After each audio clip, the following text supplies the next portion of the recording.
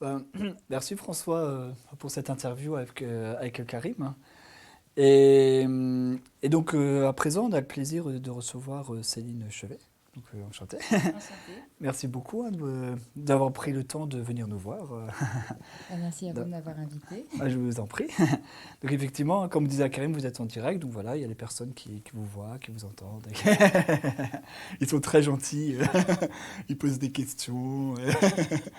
À noter quand même que notre public il pourrait poser un peu plus de questions quand même, hein, et nous dire un peu plus de ce qu'il pense un peu des auteurs et envoyer quelques petites réactions. Donc n'hésitez pas, justement, selon les cas, quand les auteurs vous inspirent, si vous voulez faire des petits coucous ou si vous avez des petites interrogations, ou si même vous avez pris plaisir aussi à découvrir leurs œuvres. Et je pense que vous prendrez plaisir à découvrir les œuvres de Céline.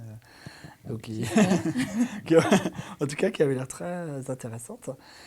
Alors, donc, moi, déjà, je vais vous laisser quand même vous présenter un petit peu, au moins un peu votre parcours, qu'on sache un peu, que les personnes qui nous regardent sachent un tout petit peu qui vous êtes, peut-être, un peu d'où vous venez, d'où vous est venue l'écriture. Voilà. Et Je suis toujours très mauvaise dans cet exercice-là. Ah, bah alors, on le zappe, hein. C'est pas. Ne vous Oui, inquiétez pas. c'est assez difficile en fait de dire. J'ai pas un parcours en fait de très long d'autrice. J'ai été publiée il y a pas si longtemps, je crois. Je sais même plus. 2017 peut-être. Et puis bon, je monte juste les étapes petit à petit. J'ai fait quelques romans fantastiques. Le premier aux éditions du Chat Noir qui est bien marché, c'est La fille qui tressait les nuages.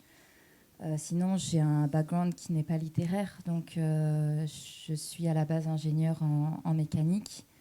Je suis également ingénieure en biomatériaux. Et à présent, je travaille en tant que directrice artistique, donc ça n'a rien à voir. Et comment vous Voilà. êtes venu à l'écriture, entre la partie d'ingénierie, vous êtes arrivé comme ça par hasard ou... Bah, j'ai toujours un petit peu écrit, c'est quelque chose que j'ai toujours aimé faire. De temps en temps, j'écrivais des chansons, de temps en temps, j'écrivais de la poésie. J'ai toujours aimé ça, c'est plus un exutoire qu'autre chose. Après, je pensais jamais, j'ai jamais pensé à l'édition ou quoi que ce soit. C'est plus certaines personnes qui m'ont mis la puce à l'oreille en me disant, écoute, tu sais, il y a moyen que tu diffuses un petit peu plus, que tu partages un petit peu plus loin ce que tu écris. Et, euh, et moi qui écrivais seulement pour moi, je me suis dit, bon, bah, pourquoi pas après tout. Et, Et ça a germé dans mon esprit.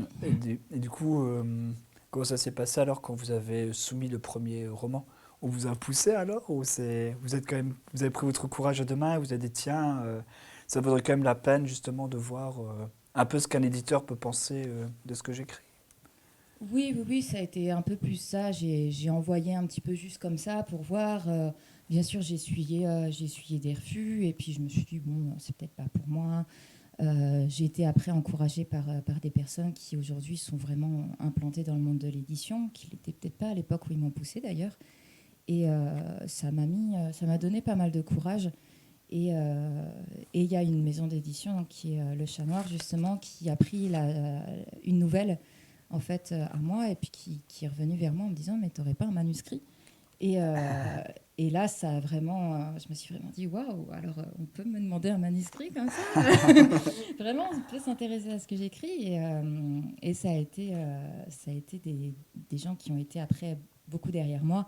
Ce ne sont pas les seuls. Juno Publishing a aussi été une toute petite maison d'édition, mais qui ont su me dire mais si, ça vaut le coup ce que tu écris. Mais voilà, à la base, j'envoyais sans aucune attente, juste comme ça pour dire bon, est-ce que par hasard, sur un malentendu, Juste ça avant peut vous, passer. disons à midi, il y avait Georgia Caldera aussi, qui a édité aussi aux éditions du Chat Noir. Et justement, donc, la maison d'édition semble aussi prendre un peu de risque aussi éditorial, essayer de faire connaître des jeunes auteurs, de jeunes autrices. Et, euh, du coup, j'ai oublié ce que je voulais vous dire. Et du coup, là, oui, vous pouvez juste nous rappeler du coup le titre du premier ouvrage que vous avez publié? Alors, Ouais, le tout premier roman que j'ai publié s'appelle Le Ventre, ok. chez Juno Publishing. C'est vrai que c'est un roman dont je parle très peu parce que c'est plus un roman expérimental. Il n'y a pas forcément eu énormément enfin, il n'y a pas eu de travail éditorial dessus, pour être honnête. Je remercie énormément les éditrices qui l'ont porté parce que c'est vrai que ça a été vraiment le tout premier roman que j'ai publié. Maintenant, c'est vrai que j'ai tendance à dire que le vrai premier roman qui a été porté avec un travail éditorial et qui a été imprimé avec une grosse impression, ça a été Le Chat Noir qui l'a mis en avant et sur ses stands, et c'est La fille qui tressait les nuages. La fille qui tressait les nuages. Et votre plus récent, c'est sous les sabots de Dieu, c'est bien ça? Oui, c'est ça, Sous les sabots des dieux, et c'est le tome 2 d'une duologie. Ok, donc là, c'est terminé. Tout à fait. Vous pouvez nous parler un peu de cet ouvrage, de Sous les sabots de Dieu? Alors, c'est en fait un ouvrage qui est historico-fantastique, qui se passe au 7e siècle après Jésus-Christ en Corée, au moment de l'unification des 3 royaumes. Donc on se focalise sur le royaume de Shilla, qui est le plus petit des 3 royaumes, mais celui avec les plus grandes ambitions, puisque son vœu est d'unifier les 3 royaumes. Et pour ce faire, en fait, il va vouloir s'allier au Tang de la dynastie des Tang, en fait, qui à ce moment-là est la Chine. Et donc leur but, c'est en fait de s'allier aux Chinois, d'écraser les 2 autres royaumes, de les absorber, puis de virer les Chinois, forcément de Corée. Joyeux programme. Exactement. Et donc il y a au départ pas mal de conflits internes, politiques, justement, pour dire, mais le problème, c'est que si vous laissez la porte ouverte aux Chinois pour devenir nos alliés, ils vont pas vous prendre la main, ils vont vous prendre le bras. Ils vont non seulement importer le bouddhisme, le confucianisme, leur idéologie, leur temple, leur manière de penser, leur culture, etc. Mais ils vont aussi vraiment s'immiscer dans notre politique interne. Donc il y a beaucoup de factions anti-Tang qui refusent que la famille royale prenne cette décision politique. Et pour pouvoir en fait faire taire ces factions, la famille royale va faire appel au temple céleste, qui est un temple chamanique, et à leur prêtresse, Hanul, et leur demander, demande aux dieux, puisque nous, on ne peut pas prendre cette décision-là. Dans ce cas-là, demande aux dieux, et ce sont les dieux qui vont choisir pour nous. Donc Hanul va faire appel aux dieux, et à la fin de sa transe, elle va en ressortir avec, malheureusement, une mauvaise surprise. Les dieux n'ont pas répondu. Donc là, pour la petite chamane, il y a 2 solutions. Soit on dit la vérité, les dieux sont restés silencieux, et là, on n'en sort pas vivant. Soit on ment, et elle doit trouver, du coup, par elle-même, une solution au problème. Et donc, elle va dire, alliez-vous au Tang, les dieux ont parlé. Et ça va bousculer complètement son destin, ça va bousculer les forces en jeu, ça va bousculer l'histoire avec un grand H. Et on va se retrouver au milieu des complots, des trahisons, des batailles. Et donc ce livre est vraiment basé sur des faits historiques, puisque je me suis vraiment inspirée de livres qui ont été écrits par des moines confucianistes au XIe et XIIe siècle, puisqu'on a la chance que les Tang étaient très friands de toutes ces archives, en fait, et voulaient absolument noter toutes les batailles.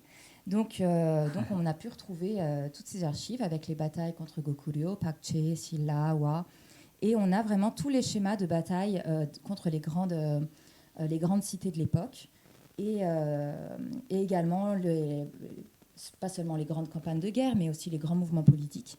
Donc on retrouve tout ça sur cette période-là, un petit peu romancé, un peu des romans de chevalerie presque, écrits par ces moines, mais qui nous permettent vraiment de retracer les grandes lignes des grands chevaliers de l'époque, qui sont les Harang, l'ancêtre des samouraïs, et aussi ces batailles-là, ces complots politiques. Et donc j'ai pu faire un vrai travail historique de fond pour pouvoir écrire cette duologie. Mais qu'est-ce qui vous a donné envie d'écrire sur la Corée? Parce que c'est pas très courant, effectivement, de romans de fantasy historiques inspirés de la Corée. D'où vous est venue l'idée? D'abord parce que je me suis intéressée au Japon, en fait, vu que j'y avais vécu 4 ans. J'ai écrit mon premier roman, La fille qui tressait les nuages, sur le Japon. Et c'est vraiment un pays que j'adore, c'est mon pays de cœur. C'est, j'étais passionnée d'histoire japonaise, notamment la période Edo, les grandes guerres aussi autour du personnage de Nobunaga, Sengoku, tout ça. Et c'est vrai que quand on s'intéresse forcément à l'histoire des samouraïs, du Bushido, de l'histoire du Japon même, on ne peut pas ignorer ses grands voisins, puisque le Japon n'est rien en fait sans l'influence coréenne et l'influence chinoise. Donc forcément, quand on creuse l'histoire du Japon, il y a un moment donné où on se retrouve obligé de s'intéresser à l'influence qu'a eu la Corée et la Chine en fait sur son histoire. Quand on sait que voilà la première impératrice du Japon était une princesse coréenne, il y a un moment donné où on se demande mais quand c'est arrivé, à quel moment est-ce que cette histoire s'est mélangée à celle de son voisin, qui étaient les otages, les princes otages coréens qui sont venus au Japon, etc. Quels étaient les échanges politiques. Donc je me suis forcément intéressée et surtout je voulais voir les grosses différences qu'il y avait entre ces deux pays et elles sont immenses. Donc voilà, je me suis passionnée pour l'histoire Ouais. coréenne à la C'est suite c'est- de ça. c'est vrai que culturellement, on a beaucoup de proximité culturelle avec le Japon. On entend beaucoup la culture japonaise. Mais c'est vrai que la culture coréenne, on entre peut-être dans une phase de découverte, notamment avec la K-pop, qui permet à des personnes de s'intéresser peut-être un peu plus aussi à cette culture coréenne, et qui effectivement semble très riche. Oui, c'est une chance. Je trouve que c'est vraiment une chance qu'on arrive, quand on voit les K-dramas, l'essor des K-dramas, l'essor de la musique coréenne, etc. Même si c'est une manière d'aborder la Corée par voilà, un aspect très moderne et peut-être aussi très ciblé, on va dire, de sa culture quand même. Parce que, oui, et puis aussi très lumineux. J'ai envie de dire que c'est la même chose quand la France a découvert les mangas. On avait une vision aussi très édulcorée du Japon à ce moment-là, mais ça n'a pas empêché après de grands cinéastes japonais de faire leur entrée dans, dans la culture française en amenant euh, toutes les nuances qu'il y avait à cette culture japonaise. Et on n'a plus cette vision édulcorée du Japon. On arrive maintenant à voir le Japon tel qu'il est et plus forcément au travers des mangas et des personnages très colorés qui nous semblaient être la représentation du Japon. Aujourd'hui, c'est vrai que la Corée vient avec sa K-pop, ses idoles, ses K-dramas, etc. Pour le moment, les gens ont tendance à voir cette Corée-là. Bientôt, ils verront aussi tout le reste de la Corée venir, comme on a vu ça avec le Japon, et ils comprendront aussi les nuances culturelles qui font que ce pays est vraiment fascinant aussi à observer. Et ça, c'est un petit peu la magie de cette, voilà, de cette petit à petit de cette vague un petit peu coréenne qui débarque en France et que je trouve très intéressante à observer. Alors moi, je suis un grand lecteur de manga, et justement, je lis aussi des manhwas. Et donc, effectivement, c'est intéressant parce que ça permet aussi de découvrir parfois l'histoire de Corée, même si c'est pas toujours exact, mais c'est vrai que ça permet de ressentir une identité forte, et ça incite à la curiosité. Oui, tout à fait. Bon, il nous reste 5 minutes. Alors, du coup, vous parliez justement de l'influence un peu du Japon et de manga, mais il y a aussi des auteurs japonais qui sont connus, qui se sont fait connaître en France. Il y en a un en particulier que vous citez dans vos sources d'inspiration, c'est Haruki Murakami. Et voilà, vous pouvez nous dire quelques mots sur ce qu'il représente pour vous. Tout. Je suis vraiment une grande fan de Murakami, mais parce Alors, que je vous interromps juste 5 oui, secondes parce que François, qui vient juste de rentrer, il est un très grand fan de Murakami. Je me suis dit, tiens, dommage qu'il soit pas là. Et juste quand on commence, comme par hasard, il arrive. Voilà, il s'installe et maintenant il nous écoute. À vous la parole. oui, je disais donc que je suis une très grande fan de Murakami.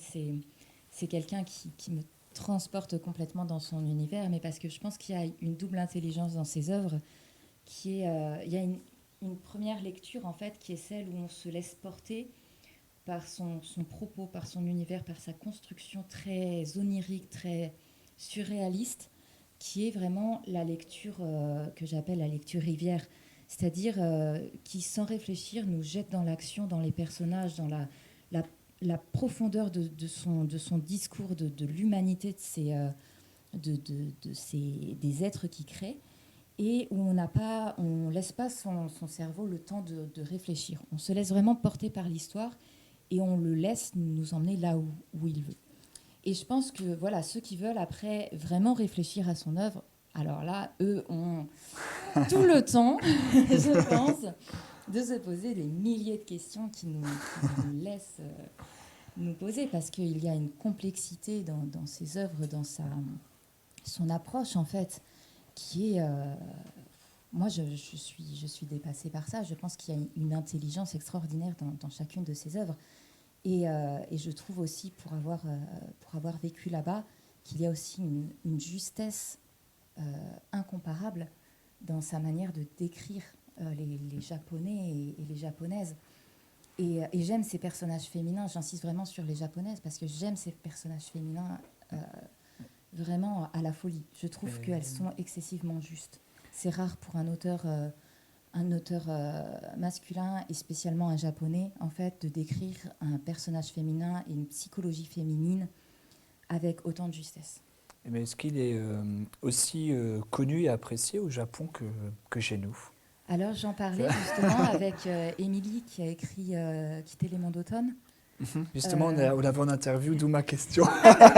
Il n'y a pas de hasard dans... Oui, parce que on en parlait justement et elle me disait que voilà, au Japon, c'était surprenant parce qu'il écrivait, il considérait qu'il n'écrivait pas très bien. Oui, justement, donc c'est pour ça que j'avais ça en tête. Je ne voulais pas le formuler comme ça, mais du coup, vous m'aidez. Et oui, peut-être que le traducteur a fait, les traducteurs de Murakami ont fait un très très bel... un très très beau travail dessus, parce que moi je suis transportée par la plume en effet, donc je pense que le traducteur est très bon.